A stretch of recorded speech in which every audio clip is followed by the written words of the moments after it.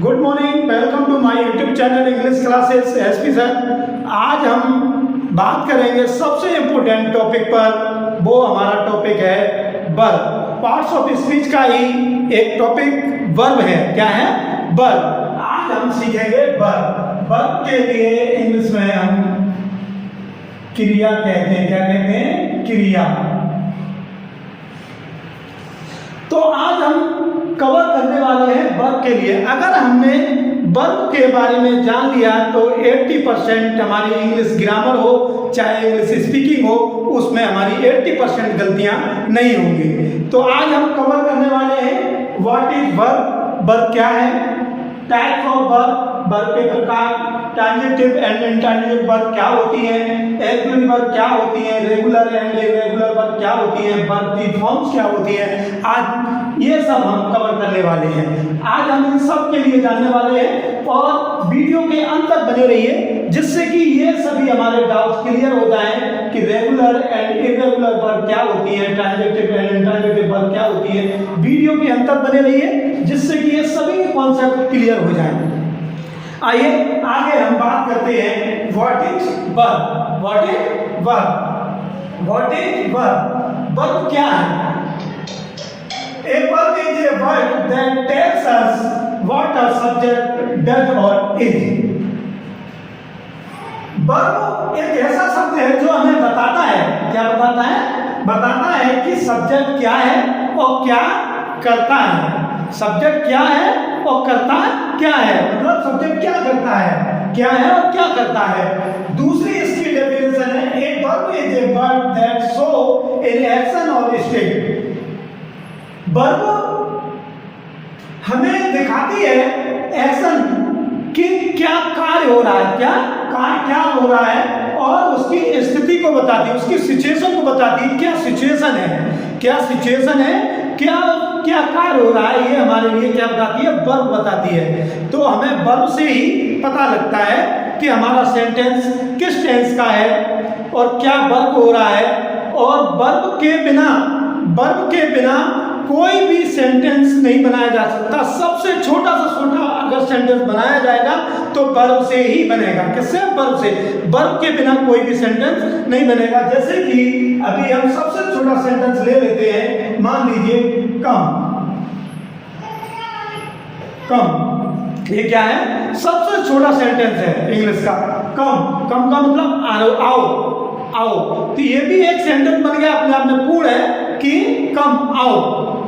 दूसरा ले लेते हैं गो, जाओ। ये भी अपने आप में पूर्ण सेंटेंस है कि जाओ। ये इंग्लिश के सबसे छोटे सेंटेंस हैं। आइए, the verb is king in English.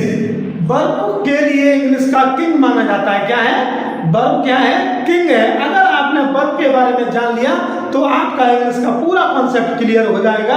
तो हमें सबसे पहले वर्ब के बारे में जानना है, और वर्ब क्या है? इंग्लिश का किंग है। क्या है? किंग है। तो वर्ब के लिए हमने दो कैटेगरी में कर रखा है, एक्शन वर्ब और स्टेट वर्ब। एक्शन वर्ब जिसमें कार्य होता है, स्टेट वर्ब सिचुएशन या स्थिति के लिए बताती है। इसे दो कैटेगरी में हमने कर रखा है। एक्शन वर्ब के लिए हम दूसरा नाम डायनामिक वर्ब भी कहते हैं। क्या? डायनामिक वर्ब भी कह देते हैं इसके लिए, डायनामिक वर्ब। इसी प्रकार स्टेट वर्ब के लिए स्टेटिव वर्ब भी हम कहते हैं। क्या कहते हैं? स्टेटिव वर्ब भी कहते हैं। एक्शन वर्ब में फिजिकल एक्टिविटीज होती है। क्या होती है? फिजिकल एक्टिविटीज होती है। फिजिकल कोई कार्य का होना पाया जाता है, इसमें फिजिकल एक्टिविटीज होती है। जैसे इसका हमने एक्सरसाइज ले लिया, जैसे एग्जाम्पल ले रहे हैं, I play the match. I play the match. इसमें प्ले क्या है? खेलना। खेलना एक प्रोसेस है, कोई कार्य हो रहा है, फिजिकल एक्टिविटीज हो रही है ना। एक प्ले, तो प्ले क्या है? यहाँ पर वर्ब है, प्ले वर्ब है। और ये कौन सी वर्ब है? एक्शन वर्ब है। इसके लिए हम डायनामिक वर्ब भी बोलते हैं। और यहाँ फिजिकल एक्टिविटीज हो रही है। इसी प्रकार she writes a letter. She writes a letter, वह एक पत्र लिखती है। तो यहाँ क्या लिखने का कार्य हो रहा है? क्या हो रहा है? लिखने का एक्शन हो रहा है यहाँ पर।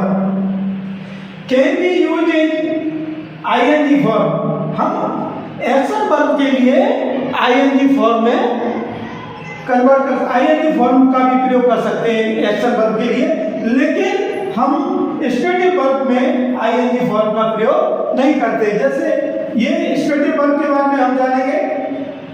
आई have 3 pens, I have 3 pens, मेरे पास 3 पेन हैं। तो इसमें क्या है, यहाँ वर्ब क्या है, लेकिन 3 पेन हैं, लेकिन यहाँ पर कोई कार्य नहीं हो रहा है, कोई कार्य नहीं हो रहा है। कि वो बता रही है कि मतलब 3 पेन है, लेकिन कार्य का कोई कार्य नहीं हो रहा, कोई एक्शन नहीं हो रही। यू लाइक हर, तुम उसे पसंद करते हो, तुम उसे पसंद करते हो, लेकिन वर्ब कोई नहीं हो रहा, कोई एक्शन नहीं हो रही, लेकिन पसंद करते हो तुम उसे।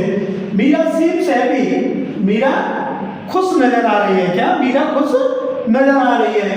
तो सीम्स हैप्पी, इसमें कोई कार्य नहीं हो रहा, कोई एक्शन नहीं हो रही, लेकिन क्या है, सीम्स महसूस हो रहा है कि वो खुश है। क्या है, खुश है।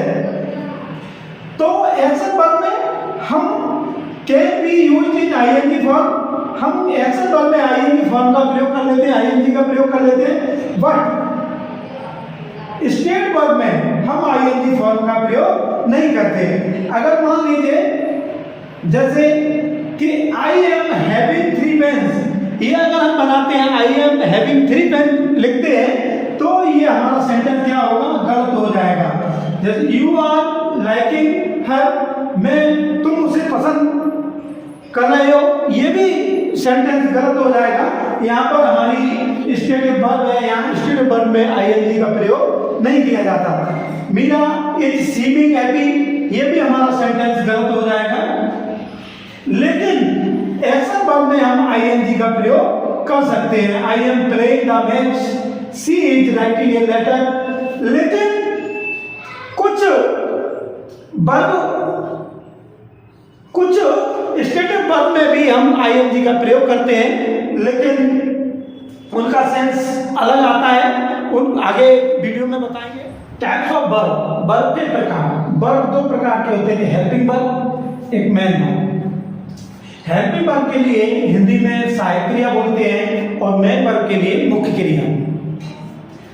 हेल्पिंग वर्ब का दूसरा नाम एक्सिलरी वर्ब भी होता है और मेन वर्ब भी पीछे नहीं रह जाता। मेन वर्ब का दूसरा नाम लेक्सिकल वर्ब भी होता है। एग्जाम में आ जाता है कि लेक्सिकल वर्ब क्या होते हैं और एक्सिलरी वर्ब क्या होते हैं। हेल्पिंग वर्ब, हेल्प का मेन वर्ब, हेल्पिंग वर्ब हमेशा मेन वर्ब की क्या करता है, हेल्प करता है।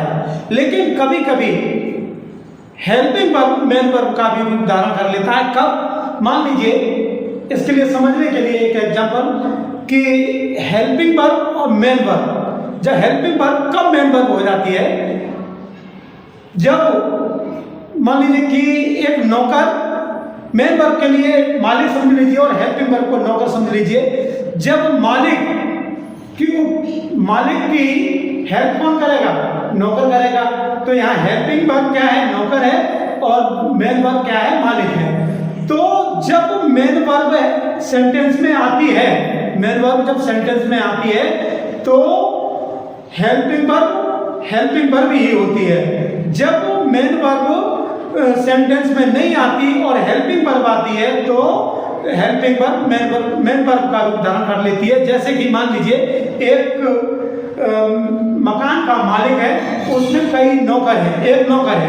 तो जब मालिक है तब तो वो मालिक नौकर ही रहेगा, लेकिन जब मालिक मकान को छोड़ के चला जाता है, उसके बाद में जब वो नौकर रह जाता है तो नौकर क्या होता है, मालिक बन जाता है। क्या बन जाता है, मालिक बन जाता है। उसी तरीके से जैसे किसी सेंटेंस में अगर हमारी मेन वर्ब है तो हेल्पिंग वर्ब ही रहेगी। अगर किसी सेंटेंस में हेल्पिंग मेन वर्ब नहीं है तो हेल्पिंग वर्ब मेन वर्ब का रूप धारण कर लेती है।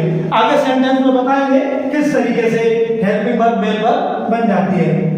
तो हेल्पिंग वर्ब का मेन काम क्या है कि मेन वर्ब की हेल्प करना, मेन वर्ब की हेल्प करना। Have no meaning on their own, helping verb का अपना कोई मीनिंग नहीं होता, अपना कोई मीनिंग नहीं होता हेल्पिंग वर्ब का। लेकिन मेन वर्ब का अपना मीनिंग होता है, हैव देयर ओन मीनिंग। यहाँ क्या है, इसका क्या होता है, अपना मीनिंग होता है मेन वर्ब का। सो एक्शन एंड स्टेट, और मेन वर्ब क्या एक्शन के लिए दिखाती है, एक्शन क्या कार्य हो रहा है और सिचुएशन को बताती है। अब हेल्पिंग वर्ब कितने प्रकार के होते हैं? हेल्पिंग वर्ब हमारे कितने प्रकार के होते हैं? 16 प्रकार के होते हैं। कितने के? 16 प्रकार के होते हैं। 16 प्रकार में 10 मॉडल वर्ब होते हैं, can, could, may, might, shall, should, will, would, must और टू। ये हमारे क्या है? 10 मॉडल वर्ब है। 3 इसमें सेमी मॉडल होते हैं, नीड, डेयर, यूज टू। क्या? Need, dare, use to. ये हमारे 3 सेमी मॉडल होते हैं। 3 प्राइमरी हेल्पिंग वर्ब होते हैं, 3 बी, डू, हैव। इनके अपने अलग रूप होते हैं। बी के रूप इज, डू का डू, डज, हैव, ये इनके रूप होते हैं। ये आगे बताएंगे, आगे खोल के इनके रूप बताएंगे। आगे semi model, semi model partly helping verb, partly main verb. Semi model कभी कभी हेल्पिंग वर्ब में भी यूज होते हैं और कभी कभार ये मेन वर्ब में भी यूज होते हैं। किसमें? मेन वर्ब में भी यूज होते हैं और ये हेल्पिंग वर्ब में भी यूज होते हैं। Note, in some case be, do, have are used as main verb. जो बी, डू, हैव, इनके जो रूप होंगे, इनके जो प्रकार होंगे, वो कभी कभी मेन वर्ब के रूप में भी यूज होते हैं और कभी कभी हेल्पिंग वर्ब के भी रूप में यूज होते हैं। ये कुछ केसेस में, in some cases be, do, have are used as main verb. इन्हीं हेल्पिंग वर्ब से ही, हेल्पिंग वर्ब के अकॉर्डिंग हम सेंटेंस के लिए नेगेटिव और इंट्रोगेटिव बना सकते हैं। अगर हम हेल्पिंग वर्ब का विदाउट यूज किए हुए नेगेटिव या इंट्रोगेटिव हम सेंटेंस बनाना चाहते हैं तो हम नहीं बना सकते, लेकिन पॉजिटिव सेंटेंस, असर्टिव सेंटेंस के लिए हम जरूरत नहीं भी हो सकती है कि हेल्पिंग वर्ब हो या ना हो और सेंटेंस बन जाए, लेकिन नेगेटिव और इंट्रोगेटिव बनाने के लिए हमें हेल्पिंग वर्ब की आवश्यकता ही होगी। अब इसके बाद हम रेगुलर और इरेगुलर वर्ब के बारे में बात करेंगे। रेगुलर और इरेगुलर वर्ब क्या होती है, ये कॉन्सेप्ट क्लियर हो गया होगा मैं समझता हूँ। और अगर वीडियो आपको अच्छी लगे तो लाइक करें और चैनल पर हमारे पर पहली बार आए हैं तो सब्सक्राइब करें। और इस तरह आपसे ट्रांजिटिव और इंट्रांजिटिव वर्ब आता है। क्या? ट्रांजिटिव इंट्रांजिटिव वर्ब आता है। मेन वर्ब के 2 रूप हो जाते हैं, ट्रांजिटिव के, इंट्रांजिटिव वर्ब। ट्रांजिटिव वर्ब में क्या होता है? Take a direct object. Transitive verb में के आने के तुरंत बाद ही एक ऑब्जेक्ट, डायरेक्ट ऑब्जेक्ट आता है। और इंट्रांजिटिव वर्ब के बाद में कोई ऑब्जेक्ट नहीं आता है। इसके बाद में या तो कोई एडजेक्टिव या नाउन आएगा। क्या? एडजेक्टिव या नाउन आता है ना। और इसमें ट्रांजिटिव वर्ब में के तुरंत बाद ऑब्जेक्ट आता है। अब हम बात करते हैं रेगुलर वर्ब्स और इरेगुलर वर्ब की। इसमें क्या है? The second and third form and in ED. अगर हमारी सेकंड और थर्ड फॉर्म का एंड अंत ईडी से होता है, ईडी से होता है तो क्या है? रेगुलर वर्ब है। क्या है? रेगुलर वर्ब होती है। जैसे कि लुक, ये क्या है? फर्स्ट फॉर्म है आपकी, ये सेकंड फॉर्म, ये थर्ड फॉर्म। लुक का second form looked, third form looked. अगर हमारी सेकंड या थर्ड फॉर्म ईडी से बनती है, ईडी से बन जाती है, अंत ईडी से होता है, तो हमारी कौन सी फॉर्म है? रेगुलर वर्ब है। रेगुलर वर्ब की सेकंड और थर्ड फॉर्म के लिए ईडी लगाकर बनाया जा सकता है। जैसे वर्क, वर्क, वर्ब, ईडी लगा है इनके अंत में, तो ये क्या है? हमारी रेगुलर वर्ब है। जिनकी फॉर्म के लिए ईडी से बनाया जा सकता है वो हमारी रेगुलर वर्ब होती है। Irregular verb, the second and third forms are different. ये डिफरेंट होती है, अलग होती है। पहली फॉर्म में कुछ है, दूसरी में कुछ है। जैसे write, write first form, wrote second form, written third form. हर फॉर्म में ये बदल गया। Write, wrote, written.